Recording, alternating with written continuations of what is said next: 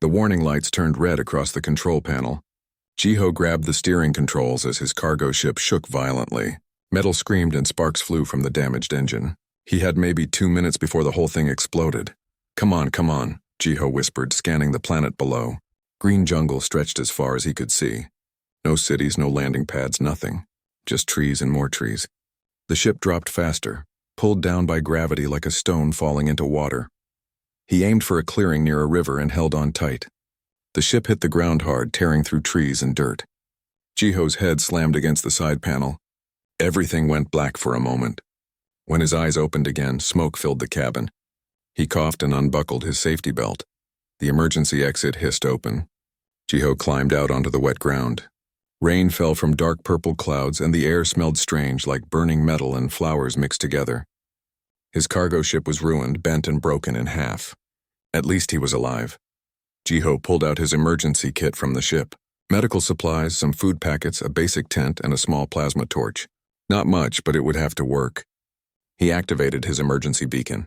Someone would pick up the signal eventually. He just had to survive until then. The rain got heavier. Jiho moved away from his ship to set up shelter when he heard something. A sound like crying, but not quite human. He stopped and listened. There it was again, coming from beyond the trees. He should have stayed put. That was the rule. Wait for rescue.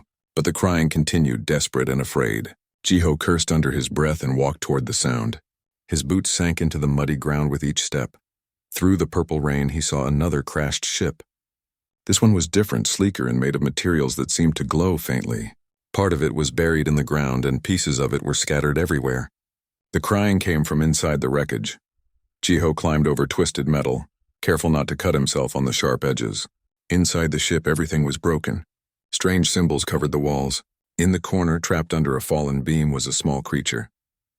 No, not a creature, a child. The child had skin that looked like crystal, changing colors from blue to purple in the dim light. She was tiny, maybe the size of a human 5-year-old. Her large eyes were filled with tears, and she made that crying sound again. One of her legs was stuck under the heavy beam. Hey, it's okay, Jiho said softly, even though he knew she probably couldn't understand him. He moved closer slowly, hands up to show he meant no harm. The child shrank back, afraid. Jiho pointed to the beam and then to himself. He made a lifting motion. The child watched him with those big eyes. She seemed to understand and nodded slightly. He grabbed the beam and pulled. His muscles burned with the effort. The beam was heavy, much heavier than it looked. Jiho's feet slipped on the wet floor, but he kept pulling. Finally, it moved just enough. The child pulled her leg free and scrambled away from him. Blood dripped from her leg. At least Jiho thought it was blood. It was silver and glowed faintly. The child touched her leg and cried harder. Jiho slowly reached for his medical kit. He pulled out bandages and antiseptic spray. This might hurt a little, he said gently. He cleaned the wound as carefully as he could. The child whimpered but didn't pull away. Jiho wrapped the bandage around her leg and secured it. Not perfect, but better than nothing. Thunder crashed overhead. The rain turned into a downpour. Water started leaking through holes in the crashed ship. Jiho looked at the child. He couldn't leave her here. She would die in this wreck. He held out his hand. The child stared at it, confused. Jiho pointed outside and then at his shelter location. The child seemed to understand. She placed her small hand in his. Her skin felt warm and hummed slightly, like touching a machine. Jiho carried her back to where he had set up the emergency tent. It was small, barely enough for one person, but they squeezed inside together. He gave her a food packet, but she just looked at it without eating. Different biology, probably. Different food needs. The child curled up in the corner of the tent, shivering. Jiho took off his jacket and wrapped it around her. She pulled it close and finally stopped crying. Her eyes started to close. Sleep, Jiho said. You're safe now. He sat at the tent entrance, keeping watch. The jungle around them was full of strange sounds. Howls and screeches echoed through the darkness. Something large moved through the trees nearby. Jiho gripped his plasma torch, ready to defend them both. 3 days passed like this. During the day, Jiho searched the wrecked ships for anything useful. He found water containers in the alien ship and what looked like medical equipment. The child followed him everywhere, staying close. She still couldn't eat his food, and Jiho worried about her getting weaker. On the second night, something attacked. A creature with 6 legs and too many teeth tried to get into the tent. Jiho fired his plasma torch and the creature screamed and ran away. But it left deep scratches on his arm. The child saw the blood and made a worried sound. She touched his arm gently and her hand glowed brighter. The pain faded a little. "Thanks, kid," Jiho said, managing a smile despite the pain. On the third day, the sky lit up with ships. Huge ships, bigger than anything Jiho had ever seen. They were beautiful and terrifying at the same time, made of white metal that reflected the sunlight like mirrors. They descended from the clouds with weapons ready. The child saw them and started making excited sounds. She pointed at the ships and then at herself. These were her people coming to rescue her. Jiho stood up and waved at the ships. Relief washed over him. They were saved. The child grabbed his hand and squeezed it tight. She looked up at him with those large eyes, and Jiho could have sworn she was smiling. He had no idea that saving this one child would change his entire life. He had no idea that her mother was a queen who ruled 1,000 worlds. He had no idea that the simple act of kindness would bind his fate to an empire among the stars. All he knew was that the child was safe, and for now that was enough. The white ships landed around them like falling stars. Jiho counted at least 20 warships, each one large enough to carry thousands of soldiers. The ground shook as they touched down. Doors opened on the ships, and soldiers poured out wearing armor that glowed with the same crystalline quality as the child's skin. They moved in perfect formation, weapons raised and pointed at Jiho. He slowly raised his hands above his head. The child stepped in front of him, her small body trying to shield him. She spoke in her language, rapid words that sounded like music and glass chimes mixed together. The soldiers stopped. One of them, taller than the others with golden markings on his armor, stepped forward. He knelt before the child and spoke to her. She pointed at Jiho and spoke again, her voice urgent. The soldier looked at Jiho with eyes that glowed faintly blue. "You are human," the soldier said in perfect English, though his accent was strange. "Yes," Jiho answered. "My ship crashed here 3 days ago. I found the child in the wreckage. She was hurt." More soldiers surrounded them now. They carried devices that scanned Jiho from head to toe. Lights passed over his body and the devices beeped softly. One soldier looked at the results and spoke to the golden-armored leader in their language. "You will come with us," the leader said. It was not a request. 2 soldiers grabbed Jiho's arms, not roughly but firmly. The child cried out and tried to grab his hand. The golden soldier picked her up gently, speaking soft words to her. She struggled, reaching for Jiho, calling out something that sounded like protector in her musical language. They took Jiho to the largest ship. Inside, everything was clean and bright, with walls that seemed to glow from within. The technology was far beyond anything humans had created. He was led through corridors filled with more soldiers and crew members, all of them staring at him with expressions he couldn't read. They put him in a room that was clearly a cell, though a comfortable one. There was a bench, soft lights, and a panel on the wall that might have been for food or water. The door sealed shut with a sound like singing crystal. Jiho sat down and waited. His arm still hurt from the creature attack, and he was exhausted. But his mind raced with questions. Who were these people? Why was the child so important that an entire fleet came for her? Hours passed. Finally, the door opened. The golden soldier entered, followed by 2 others carrying scanning equipment. "I am Commander Deho," the soldier said. "You will answer our questions truthfully. Any lie will be detected." "I've got nothing to hide," Jiho said. They asked him everything. Why was he on this planet? How did he find the child? What did he do to her? Did he harm her in any way? Jiho answered each question honestly while their devices scanned him. He explained the crash, finding her trapped, treating her wound, keeping her safe from the creatures. "You sustained injuries," Deho said, pointing at Jiho's bandaged arm. "How did this happen?" "Something attacked us on the 2nd night. I fought it off." Deho spoke to one of the other soldiers who showed him a screen. The commander's expression changed slightly. "Our scanners detected your ship's emergency beacon. We also accessed its black box recording. It shows you defending the princess from a Velaran Night Stalker. You were injured protecting her." "Princess?" Jiho repeated. "She's royalty?" "She is Princess Lyra, daughter of Queen Ashira the Eternal, ruler of the Althean Empire." Deho's voice was heavy with meaning. "You have been caring for the most important child in 1,000 star systems." Jiho felt his stomach drop. No wonder they came in force. He had been taking care of a princess for 3 days, wrapped in his dirty jacket. feeding her nothing but water. I didn't know, Jiho said. I just knew she needed help. That will be for the queen to judge, Deho said. She is coming. They left him alone again. Jiho paced the cell, nervous energy running through him. A queen was coming. An alien queen whose daughter he had pulled from a crashed ship. He had no idea if she would thank him or execute him. The door opened again much later. This time everyone who entered knelt immediately. Jiho stood up, unsure what to do. She entered the room like a force of nature. Queen Ashira was tall, taller than any human, with the same crystalline skin as her daughter, but more refined, more beautiful. Her skin shifted through colors like a sunset frozen in ice. She wore robes that seemed to be made of liquid starlight, and a crown of crystal that floated above her head without touching it. Her eyes were the color of deep space filled with stars. Behind her, holding Deho's hand, was Princess Lyra. The child saw Jiho and broke free, running to him. She wrapped her arms around his legs, speaking rapidly in her language. Lyra, the queen said, her voice like music from an ancient instrument. Come here. The princess shook her head and held Jiho tighter. She spoke to her mother, pointing at Jiho's bandaged arm, touching the scratches on his face from the jungle branches. Queen Ashira knelt down, which shocked everyone in the room. Queens did not kneel.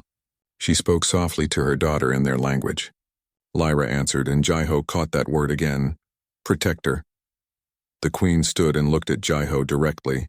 He met her gaze, refusing to look away, even though everything in him screamed to bow, to show respect. But he was human, and humans looked problems in the eye. You are Jiho Kang, she said. Human cargo pilot. 28 years old. You have no wife, no children. Your parents are dead.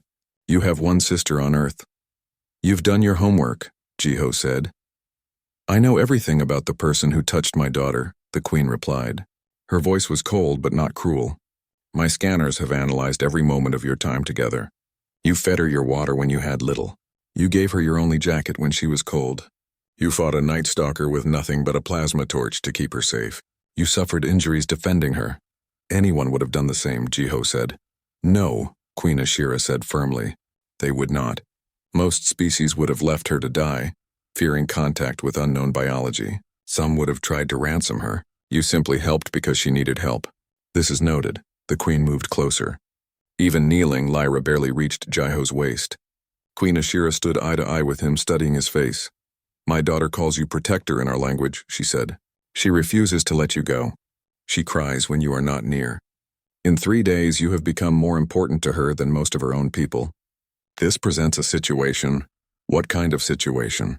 Jiho asked carefully. The kind where I must decide your fate, Queen Ashira said. You have saved the heir to the Althean throne. By our oldest laws, you are owed a debt that cannot be repaid with money or titles. You are owed life for life, blood for blood. Lyra tugged on Jiho's hand and looked up at him with those big eyes. She smiled, and Jiho couldn't help but smile back. Queen Ashira saw this, and her expression softened just slightly.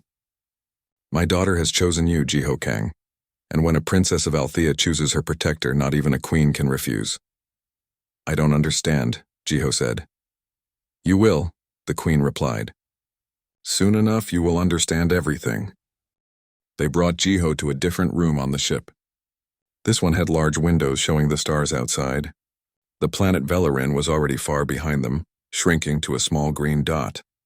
They were traveling faster than light, moving through space in ways human ships could only dream about. Queen Ashira sat on a chair that looked like a throne made of floating crystal. Princess Lyra sat beside her, though she kept looking at Jiho. Commander Deho stood at attention nearby. There were others too, important-looking Altheans in robes of different colors. Some looked curious. Others looked angry. Jiho Kang, the queen began formally. You have invoked an ancient law whether you meant to or not. By saving royal blood with risk to your own life, you have earned the highest honor in our society. You have also earned the greatest burden. I didn't ask for any honor, Jiho said. I just want to go home. One of the robed Altheans, an older one with silver skin, spoke sharply in their language. The queen raised her hand, silencing him. I know you wish to return to Earth, she said, but the law is clear. You must remain with Princess Lyra as her personal guardian until she reaches adulthood. This is called the vow of guardianship. It is not a request. It is a requirement. Jiho felt like he had been punched in the stomach. How long is that? 15 cycles in our measurement. Approximately 20 of your Earth years. 20 years? Jiho's voice rose. You want me to stay here for 20 years? Not here, Queen Ashira corrected. You will live in the Imperial Palace on Althea Prime. You will be given quarters, provisions, everything you need. You will be honored above most in our empire. I don't care about honor, Jiho said. I have a sister on Earth. Her name is Hana. She's waiting for me to come home. Our parents died when we were young. We only have each other. I promised her I'd come back. For the first time, something like sympathy crossed the Queen's face. I understand family bonds. I have a daughter, as you know. But the law exists for a reason. If you refuse, it will be seen as an insult to our entire empire. Your Earth is still young in the galaxy. You have few allies, few defenses. An insult to Althea could have consequences. So you're threatening my whole planet? Jiho asked. I'm explaining reality, the Queen said calmly. I do not make threats. I state facts. You saved my daughter. You are bound to her now by law and by her own choice. This is the way it has been for thousands of years. Jiho ran his hands through his hair, frustrated. Lyra stood up and walked over to him. She took his hand and spoke in her language. The sounds were gentle, pleading. She pulled at his hand, trying to make him understand. She says you are her protector, the Queen translated. She says she feels safe with you. She says please don't leave her. Looking down at the small princess, Jiho felt his anger fade a little. She was just a child who had been scared and hurt. She didn't understand galactic politics or ancient laws. She just knew that this strange human had helped her when she needed it most. Can I at least talk to my sister? Jiho asked. Can I explain this to her? The Queen nodded to Deho, who brought over a communication device. You may speak with her. We will give you privacy. Everyone left the room except Lyra, who refused to go. The Queen sighed but allowed her to stay. The door closed and Jiho activated the device. It took a few minutes to connect across the vast distance between ships, but finally, a face appeared on the screen. Jiho. Hana's face was filled with relief. She looked older than he remembered, worry lines around her eyes. Thank the stars. We heard your ship crashed. Are you okay? I'm alive, Jiho said. But we need to talk. He explained everything. The crash, the princess, the rescue, the law. Hana listened without interrupting. When he finished, she was quiet for a long moment. 20 years, she finally said. I know. I'm sorry, Hana. I promised I'd come home. You also promised Mom and Dad you'd help people when they needed it, Hana said softly. Remember? Before they died, Dad said our family helps others no matter what. This is different, Jiho protested. Is it? You saved a child's life. Now she needs you to stay. Hana smiled sadly. I'll miss you. Every single day. But I'm proud of you, big brother. You did the right thing. The right thing feels terrible, Jiho said. It usually does, Hana agreed. But I'll be here waiting. 20 years, 200 years, doesn't matter. You're my brother. I'll wait. They talked for a while longer, about small things, memories from their childhood. When the communication ended, Jiho felt hollow inside. He looked at Lyra, who watched him with concerned eyes. The door opened again. Queen Ashira entered alone this time. She looked at Jiho's face and seemed to understand what he was feeling. Your sister is wise, she said quietly. I listened to your conversation. I apologize for the intrusion, but I needed to understand you better. You spied on us, Jiho said flatly. Yes. I am a queen. I do what is necessary. She sat down across from him. I know this is not what you wanted.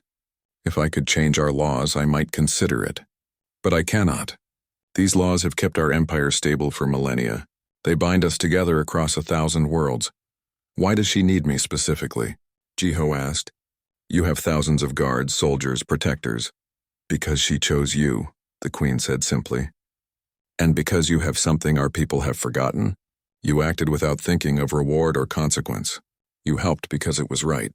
This is rare, even among humans. It is almost unknown among Altheans. She stood and walked to the window, looking out at the stars. I have ruled for 300 years, Jiho Kang. I have seen species rise and fall. I have made decisions that saved billions and decisions that cost millions. Do you know what I have learned?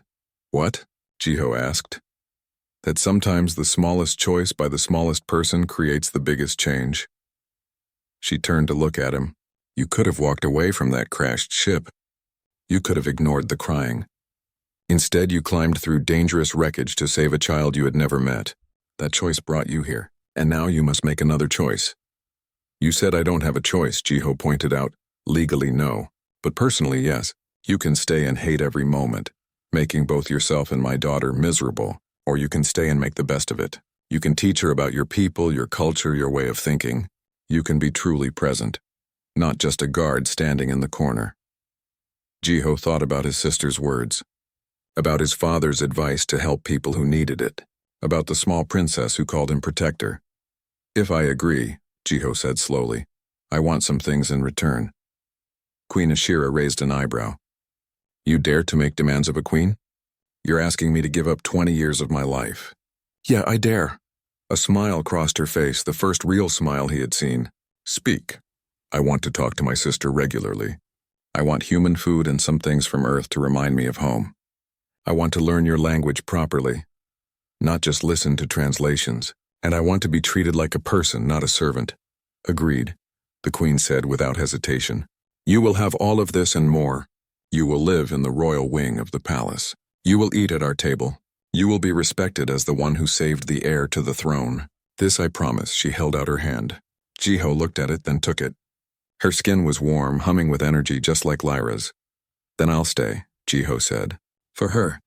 Not for you or your empire. For that little girl who just wants to feel safe. That is acceptable, Queen Ashira said. Welcome to the Althean Empire, Protector Jiho Kang. Althea Prime was not a planet. It was a structure so massive that it made human space stations look like toys. The orbital palace hung in space around a beautiful blue star, home to 50 million beings from across the empire. It was a city, a military base, and the center of galactic power all in one. Jiho stood at the window of his new quarters, staring at the view. His rooms were in the royal wing, as the queen had promised. They were larger than his entire apartment back on Earth. The walls shifted colors based on his mood. Soft blues when he was calm, darker shades when he was stressed. The furniture adjusted to his body automatically. Even the bed seemed to know exactly how soft or firm he needed it. But it wasn't home. You look sad, a voice said behind him. Jiho turned to see Lyra standing in the doorway. She wore a simple dress of crystal fabric that sparkled when she moved. In the week since they had arrived, she had barely left his side. Just thinking about Earth, Jiho said. He had been learning the Althean language and could now understand about half of what people said. He spoke to Lyra in a mix of both languages. Tell me about Earth, Lyra said, climbing onto the chair next to him. This was her favorite thing, hearing stories about his home planet. She loved hearing about rain that didn't burn, about animals that didn't try to eat you, about simple things like ice cream and beaches. Jiho told her about the ocean, how it stretched out forever, blue and green and full of life. Lyra listened with wide eyes, asking questions in her musical voice. These moments were easy. It was the rest of the time that was hard. The palace was a maze of rules and traditions. Jiho had to learn how to greet nobles properly, which colors meant what rank, where he could walk and where he couldn't. The Althean court was filled with people who had lived for hundreds of years and thought humans were barely better than children. Most of the nobles hated that Jiho lived in the royal wing. They whispered when he walked by, speaking in rapid Althean that he couldn't quite follow. Some were more direct with their displeasure. Lord Junho, a high-ranking noble with dark purple skin, had confronted Jiho in a hallway just yesterday. You do not belong here, human, Junho had said in English, making sure Jiho understood. You are an accident, a temporary inconvenience. The princess will outgrow her attachment to you and then you will be cast out like garbage. Jiho had walked away without responding. What could he say? The noble was probably right. He was out of place here, a human in a palace of crystals and starlight. A knock on the door interrupted his thoughts. A young man entered, human like Jiho, wearing work clothes and carrying a toolkit. Jiho Kang? The man asked in Korean. I'm Kwan, I work in engineering. Heard there was another human in the palace, had to come meet you. Jiho felt relief wash over him. Another human, someone who would understand. Come in, he said quickly. Please. Kwan sat down and they talked for hours. Kwan had been working on Althea Prime for 5 years, maintaining the human technology that the Altheans had purchased. He explained how the palace worked, where to find real coffee, which nobles to avoid. Lord Junho is the worst. Quan said. He thinks humans are beneath him. Most of the old families do. They've been at the top of the food chain for thousands of years. They don't like sharing power. I'm not trying to take power, Jiho said. I'm just trying to keep a little girl safe.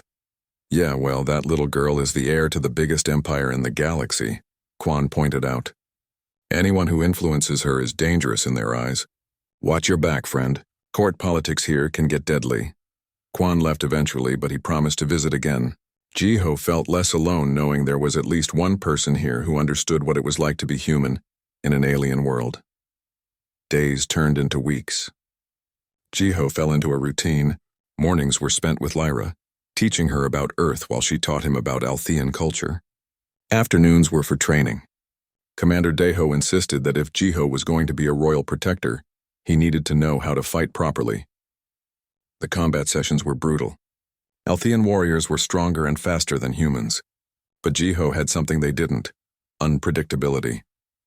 You fight like chaos, Deho said one day after Jiho had managed to disarm him, using a move that broke 3 different rules of formal combat. It is effective but undisciplined.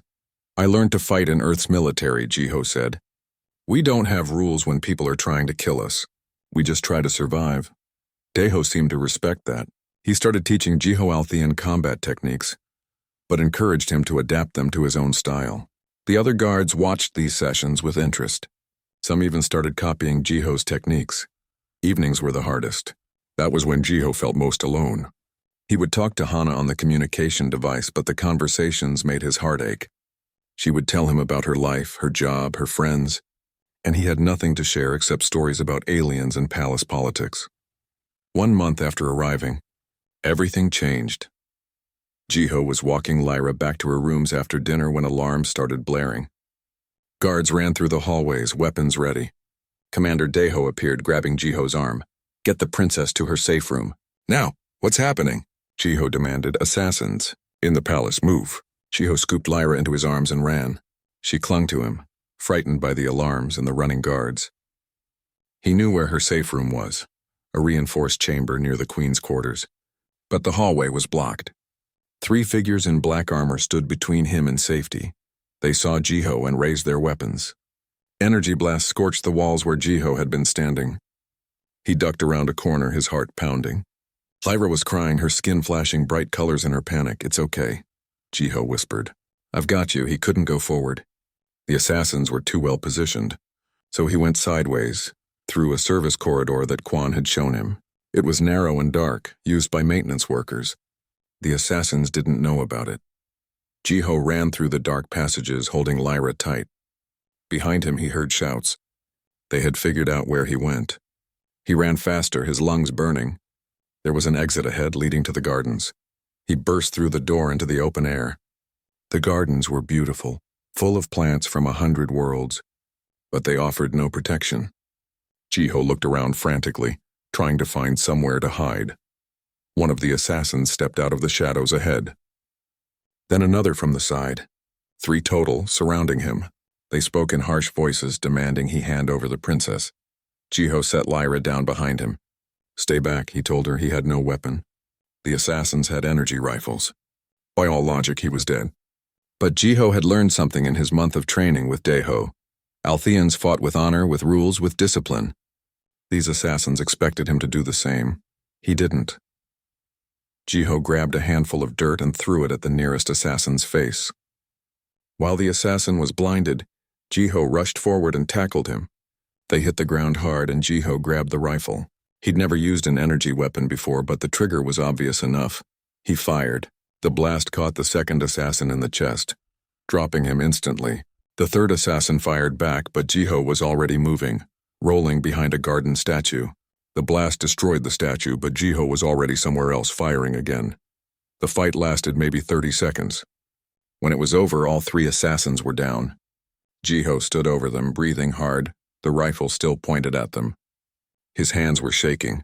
Guards poured into the garden, led by Commander Deho. They looked at Jiho, then at the unconscious assassins, then back at Jiho. Deho's expression was unreadable. You defeated 3 trained killers, Deho said slowly, alone, with no weapon. I had motivation, Jiho said, looking at Lyra. She ran to him and he picked her up. She was crying but unhurt. Queen Ashira arrived moments later, her face a mask of fury and fear. She saw Lyra safe in Jiho's arms and some of the tension left her body. She walked over and gently touched her daughter's face, speaking soft words in Althean. Then she looked at Jiho. "You saved her again." "That's my job," Jiho said simply. The queen studied him for a long moment. "Perhaps," she said quietly. "You are exactly where you need to be." 6 months had passed since the assassination attempt. Security in the palace was tighter now, and Jiho had earned respect among the guards. They no longer whispered about the human who didn't belong.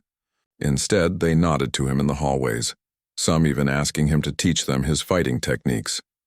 But new problems had arrived at the palace doors.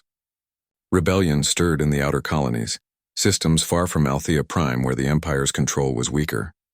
Planets were refusing to pay their taxes, attacking Althean ships, and some were even forming alliances against the throne. Queen Ashira called a council meeting. Jiho was surprised when Commander Deho told him he was required to attend. Guardians didn't usually participate in imperial politics, but the Queen had specifically requested his presence. The council chamber was enormous, with a ceiling that showed the stars in real time. Dozens of nobles and military commanders sat in a circle around the Queen's throne. Jiho stood behind Lyra's smaller seat, uncomfortable with all the attention. "The situation in the Outer Rim grows worse," Admiral Sora reported. She was an older Althean with silver skin and sharp eyes. "3 more systems have joined the rebellion. They're calling themselves the Free Colonies now. They demand independence from the Empire. Then we crush them," Lord Junho said. His voice was hard and cold. "Send the fleet. Destroy their ships. Blockade their planets until they beg for mercy. This is how we have always handled rebellion." Several nobles agreed loudly. The Queen sat silently, listening to them argue about firepower and military strategy. Jiho watched her face and saw something there, a tiredness that surprised him. "And how many will die?" the Queen asked quietly. The room fell silent. "How many Althean soldiers? How many colonists? How many children like my daughter?" "They chose rebellion," Junho said. "They must face the consequences." "Perhaps," the Queen said. "But I wonder if we have asked why they rebel. What drives people to risk everything against an empire that has stood for 10,000 years?" The nobles looked confused. "This wasn't how things were done. You didn't ask why people rebelled. You simply stopped them." Jiho found himself speaking before he thought about it. "Maybe they're tired of being ruled by people who are too far away to understand their problems." Every head turned to look at him. Junho's face twisted with anger. "The human speaks out of turn. This is not his place." "I invited him to speak," Queen Ashira said calmly. "Continue, Jiho." Jiho took a breath. "On Earth we had rebellions too. Colonies that wanted independence from their home countries. Sometimes they happened because the people in charge were too far away, too disconnected. They made laws that didn't make sense for the colonists. They took resources but gave nothing back. Eventually people got angry enough to fight. What did your people do?" the Queen asked. "Sometimes they fought and everyone lost. But sometimes they talked. They found compromises. They gave the colonies more control over their own affairs while still being part of the larger whole." "Weakness," Junho spat. "The Empire does not negotiate with rebels." "The Empire has been doing the same thing for thousands of years," Jiho said. Maybe that's the problem. The room erupted in angry voices. Nobles shouted at Jiho, at each other, at the Queen. Lyra grabbed Jiho's hand, frightened by all the yelling. He squeezed her hand gently. Queen Ashira raised her hand and silence fell instantly. "I will consider all options," she said. "This council is dismissed." As everyone left, the Queen gestured for Jiho to stay. When the room was empty except for her, Lyra, and Commander Deho, she spoke. "You take dangerous risks speaking to nobles like that," she said. "You asked for my thoughts," Jiho replied. "I did, and you gave them honestly, knowing it would make you enemies." She studied him. "This interests me. Most people tell me what they think I want to hear. You tell me what you actually think. Is there a difference?" Jiho asked. For the first time since he had met her, Queen Ashira laughed. It was a genuine sound, warm and real. "With you, apparently not." 2 weeks later, the Queen made a shocking announcement. She would lead the fleet personally to the Outer Rim. Not to attack, but to negotiate. And she was taking Princess Lyra with her. The nobles were horrified. Take the air into a war zone? Madness, but the queen was firm. She wanted the rebels to see that she cared enough to come herself, to bring what was most precious to her. And you will come too, she told Jiho. My daughter will not go without her protector. The flagship of the Althean fleet was called the Star Crown. It was massive, large enough to carry 10,000 crew members and weapons that could destroy planets. Jiho stood on the bridge next to Lyra, watching as the ship jumped through space toward the outer rim. The queen stood at the center of the bridge, giving orders with calm authority. She wore armor instead of her robes, practical and beautiful at the same time. She looked every inch the warrior queen her people needed. They arrived at the disputed system within days. The rebel fleet was waiting. Hundreds of ships compared to the queen's 50. It should have been a massacre, but the queen had not come to fight. She opened communication channels and spoke directly to the rebel leaders. She listened to their complaints, their anger, their frustration. She didn't make promises she couldn't keep, but she didn't threaten either. She simply talked. The negotiations lasted for 3 days. Jiho sat in on many of the meetings, watching the queen work. She was brilliant, finding common ground where none seemed to exist, offering compromises that satisfied both sides. But the rebel leaders were suspicious. They had been promised things before and been betrayed. On the third night, the main rebel leader, a man named Admiral Kyung from one of the outer colonies, made a demand. We want proof that you understand our lives. You've ruled from your palace for 300 years. What do you know about struggling to survive? The room was tense. The queen's advisors waited for her to respond with anger. Instead, she did something unexpected. She asked Jiho to speak. Tell them about your life before the palace, she said. Jiho was confused, but he complied. He talked about growing up poor on Earth, about losing his parents young, about working hard jobs just to survive. He talked about his sister Hana, about taking care of her while barely being able to take care of himself. He talked about the cargo runs on dangerous routes because they paid better. The rebels listened. These were things they understood. Struggle, loss, survival. This man came from nothing, the queen said. He had no power, no wealth, no noble birth. Yet when he found my daughter hurt and alone, he saved her, not because he had to, not because it would benefit him, but because it was right. He has taught me that wisdom doesn't come from age or power. It comes from understanding struggle. She stood and looked directly at Admiral Kyung. You are right. I have been distant. I have ruled from far away, making decisions without understanding their true cost. This will change. I propose a new system. Each outer colony will elect representatives. These representatives will have real power to make local laws and control local resources. You will still be part of the empire, still protected by our fleet, still connected to our trade networks, but you will govern yourselves in matters that affect only you. The rebels exchanged looks. This was more than they had hoped for. Why should we trust you? Kyung asked. Because I am leaving the most important person in my life here as proof of my good faith, the queen said. She gestured to Lyra. My daughter will live among you for 1 year, learning about your colonies, your culture, your struggles, and her protector will be with her. If I betray this agreement, you will have the heir to the throne as your hostage. The bridge erupted in shocked voices. Daeho stepped forward, protesting. The queen's advisors looked horrified. Lyra grabbed Jiho's hand, confused, but Jiho understood what the queen was doing. She was betting everything on trust, on the belief that people would respond to genuine respect and good faith. Admiral Kyung was quiet for a long time. Finally, he nodded. We accept your terms, your majesty. The agreement was signed that night. The rebellion ended without a single shot fired. The rebels became the Outer Colonies Council, with real representation in the Empire's government for the first time. Later, Jiho found the queen alone on the observation deck, looking out at the stars. He walked up beside her. That was risky, he said. Everything worth doing is risky, she replied. You taught me that. You risked your life for my daughter without knowing if she was important, if there would be any reward, if you would even survive. You just did what was right. I'm just one person, Jiho said. One person who changed the course of an empire. She turned to look at him.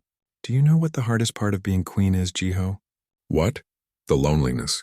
I have advisors, servants, guards, millions of subjects, but no one who speaks to me honestly. No one who sees past the crown. Her voice was soft, vulnerable in a way he had never heard before. Until you. You argue with me.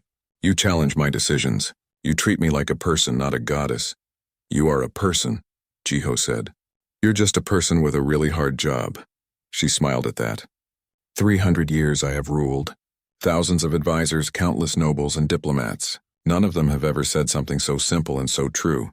They stood together in comfortable silence, watching the stars. Jiho realized that somewhere along the way he had stopped seeing her as just a queen. She was smart, strong, lonely, and trying her best to do right. Bonnier had become 2 years. 2 years had become 3. Jiho had lived in the palace longer than he had lived anywhere since leaving Earth. The strange had become familiar. The alien had become normal. He could speak Althean fluently now, understood their customs, even enjoyed some of their food. Lyra had grown too. She was taller now, her crystalline skin shifting through more complex colors as she matured. She was smart and curious, asking questions about everything. She studied both Althean and human history, learning from the best teachers in the Empire.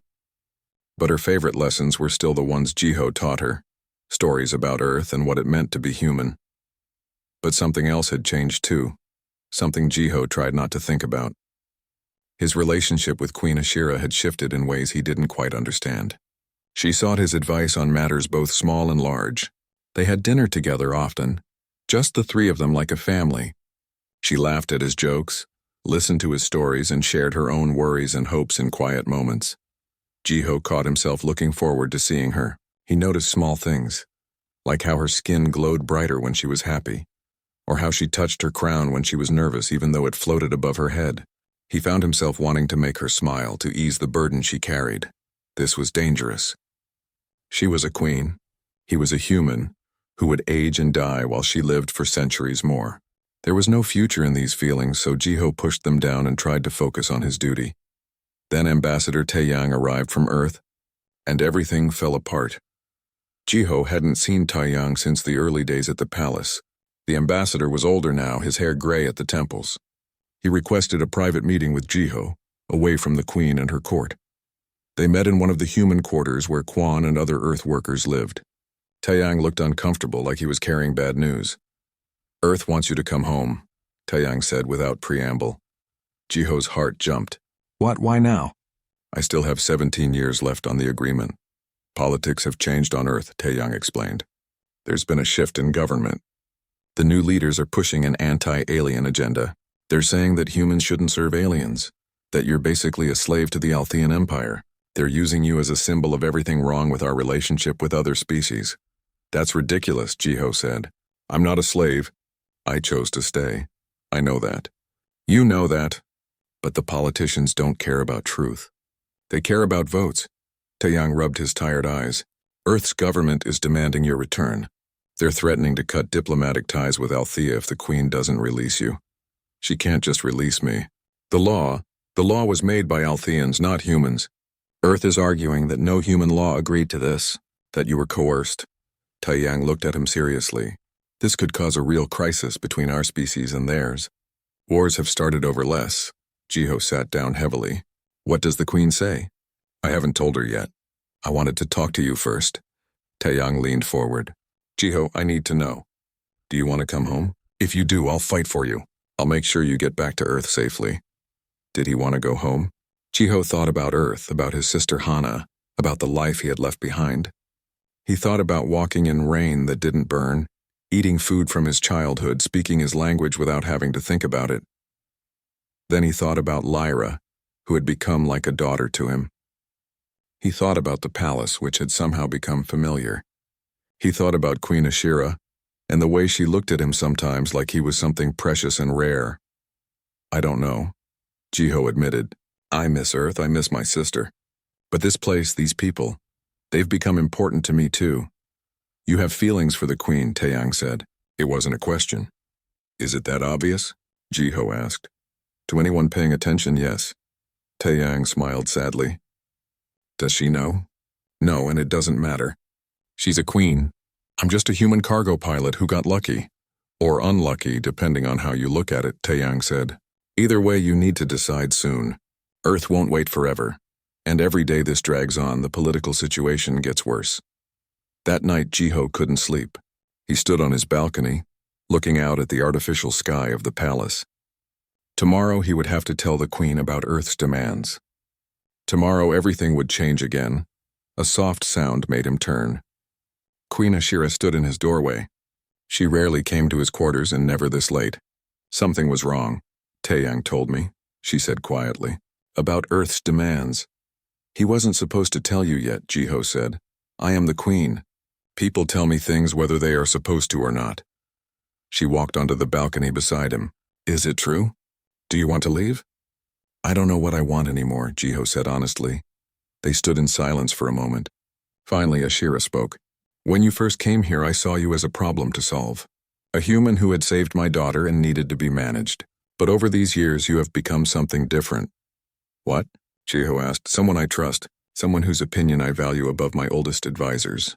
Someone who makes my daughter laugh and teaches her to think in new ways. She paused. Someone who makes me feel less alone. Jiho's breath caught. Your Majesty, Ashira, she corrected. When we are alone, I am just Ashira. Ashira, he repeated, her name strange and beautiful on his tongue. I'm human. I'll be dead in 70 years while you'll still be ruling. There's no future. I have lived for 300 years, Ashira interrupted. I will likely live for 300 more. Do you know what that means? It means I have watched everyone I cared about age and die. My parents, my friends, my first consort who gave me Lyra. Everyone leaves eventually. I accepted loneliness as the price of immortality long ago. She turned to face him directly. But you made me forget that loneliness. For the first time in a century, I look forward to each day. I wake up wondering what strange human idea you will share. What new way of thinking you will show me. 70 years with you would be worth 1,000 years alone. You're saying... Jiho couldn't finish the sentence. I am saying that I have feelings for you, Jiho Kang. Inappropriate feelings for a queen to have for her daughter's guardian. Foolish feelings for an immortal to have for a mortal. But feelings nonetheless. Jiho stared at her, his mind racing. The most powerful being in 1,000 star systems was standing on his balcony, confessing that she cared for him. It was insane. It was impossible. It was wonderful and terrifying at the same time. I care about you too, he admitted. I've been trying not to.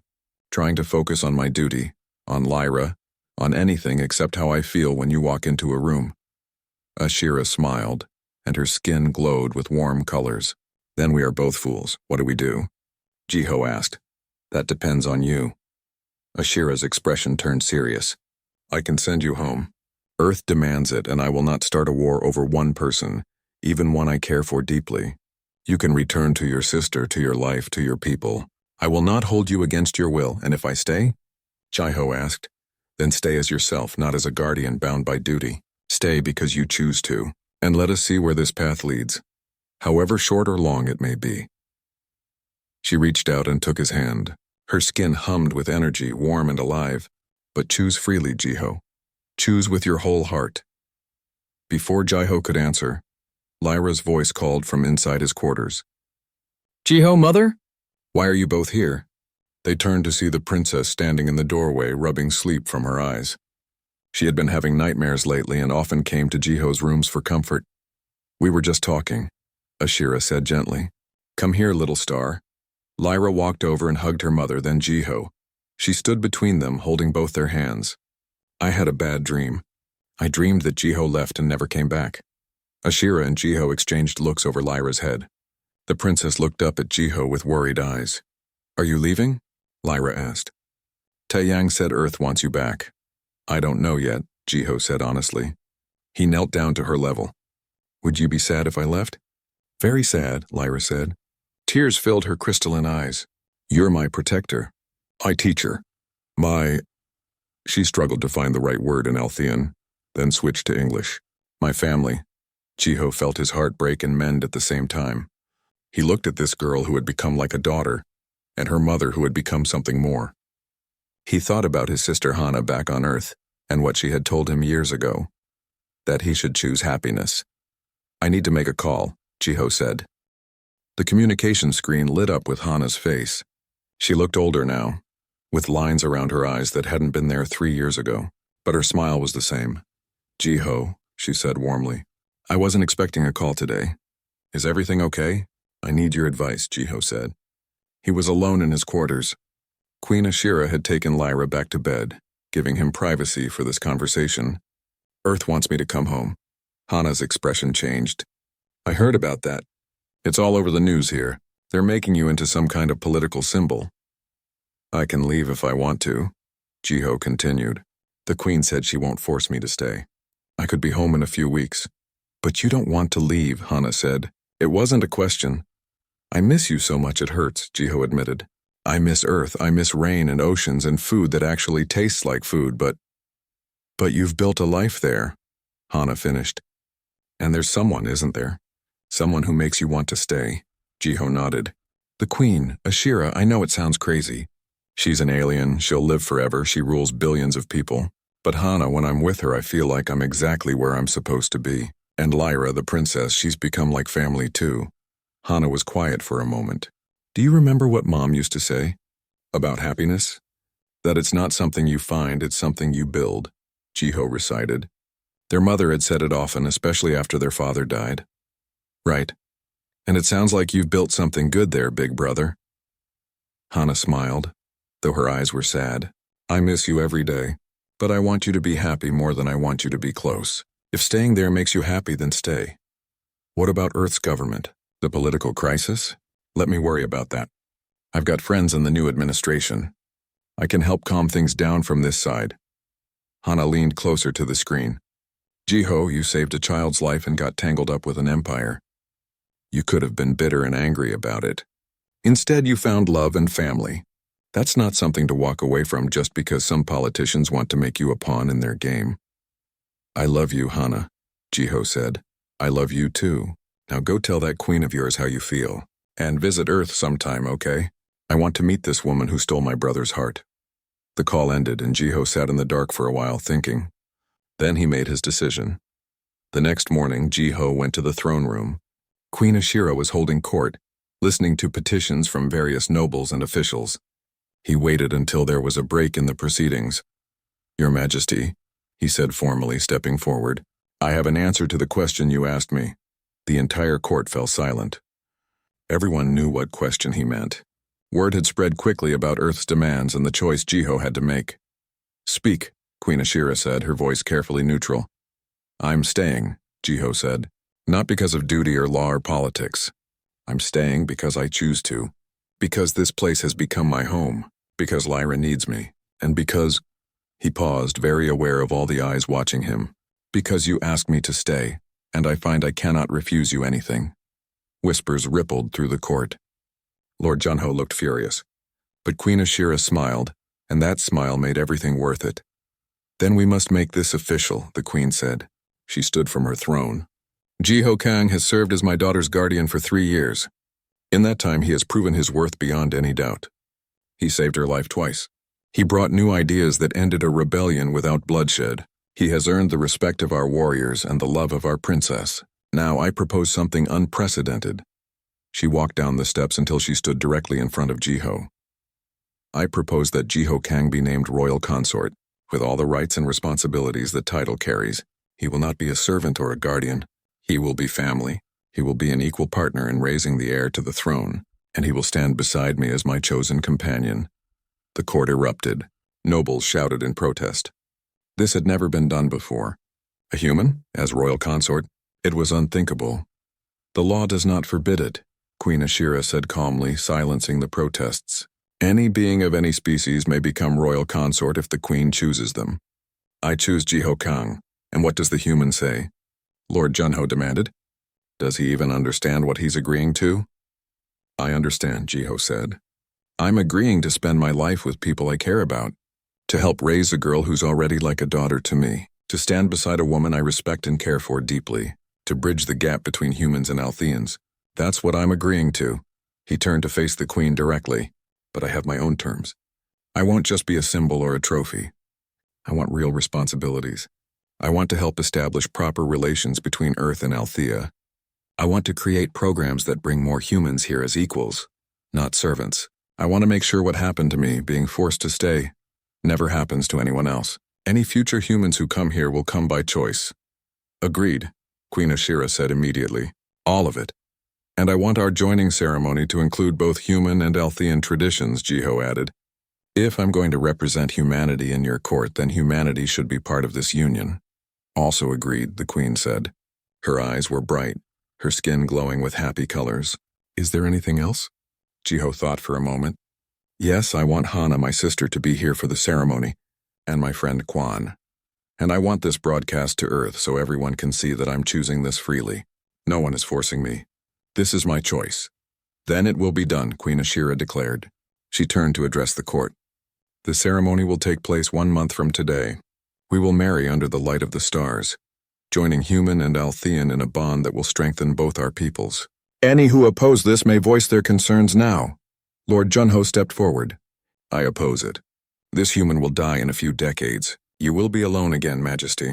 Why bind yourself to something so temporary? Because temporary things are precious precisely because they are temporary, the Queen replied. I have lived for 300 years and I may live for 300 more. But I will never have another chance to spend a lifetime with someone like Jiho Kang. That makes these decades infinitely valuable. No one else spoke against it. Even Junho retreated, knowing he was defeated. The next month passed in a blur of preparations. Hana arrived from Earth, and Jiho nearly cried when he saw her in person for the first time in 3 years. She hugged him tight and whispered, "She better be worth it or I'm stealing you back." Then she met Ashira and Lyra, and Jiho watched his human family and his chosen Althean family come together. Hana and Lyra bonded over embarrassing stories about Jiho. Hana and Ashira talked for hours about what it meant to care for someone and let them go at the same time. The ceremony was held in the great hall of the palace, under a dome that showed the real stars outside. Thousands attended in person, and billions watched via broadcast across the empire and to Earth. Jiho wore traditional Althean robes made to fit his human form, while also carrying a small piece of Earth metal from his first cargo ship, a reminder of where he came from. The ceremony mixed both cultures beautifully. They exchanged vows in both Althean and English. They performed the Althean ritual of sharing light, where Ashira's crystalline skin touched Jiho's and glowed bright enough to illuminate the entire hall. They performed the human tradition of exchanging rings, simple bands that Jiho had designed himself. Princess Lyra stood between them during the ceremony, holding both their hands. When the priest asked if anyone objected, Lyra spoke up in her clear voice, "I don't object. I want Jiho to be my father for real. I want us to be a family." There wasn't a dry eye in the hall, including Jiho's. When the ceremony ended and they were officially joined, the crowd cheered. Ashira kissed Jiho, and her lips tasted like starlight and electricity and home all at once. Later, at the celebration feast, Ambassador Taiyang approached Jiho. "You know this doesn't completely solve the political problems on Earth, right?" "I know," Jiho said, "but it's a start. Seeing a human and an Althean joined as equals, raising a child together, building a life together that changes the narrative. It shows cooperation is possible." "You've certainly changed things," Taeyang agreed. "The boy who crashed on a jungle planet has become the royal consort of the Althean Empire." "That's quite a journey." "The journey's not over," Jiho said, looking at Ashira across the room. She was talking with Hana and Lyra, laughing at something his sister said. "It's just beginning." That night, Jiho stood on a balcony with Ashira, watching the stars. Lyra was asleep in her room, happy and safe. Hana was in guest quarters, planning to stay for a few months before returning to Earth. Everything felt right in a way it hadn't for years. "Do you regret it?" Ashira asked quietly. "Giving up your life on Earth?" "I didn't give it up," Jiho said. "I traded one life for another.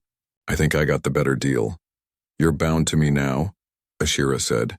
"When I die in a few hundred years, you'll be long gone. You'll never see the empire I build, the changes that come. But I'll help build the foundation," Jiho replied. "I'll help create the programs that bring humans and Altheans together. I'll raise Lyra to be a queen who understands that strength isn't just about power. It's about compassion and understanding. That's enough of a legacy for any human." Ashira leaned her head on his shoulder, a gesture of intimacy that still surprised.